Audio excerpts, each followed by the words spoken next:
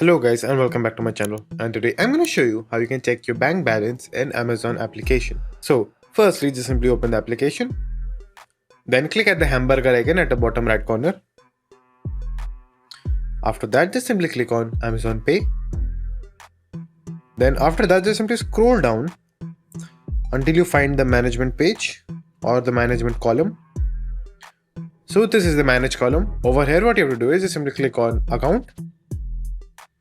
Now in account you will find a lot of options. The one you are looking for is bank accounts, so just simply click on it.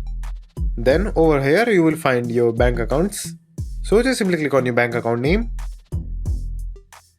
Then you will be redirected to this particular page. Over here all you have to do is just simply click on check balance. Then just simply enter the PIN. Then your balance should appear. And that's it. So thank you for watching. And do like and subscribe to my channel, and take care.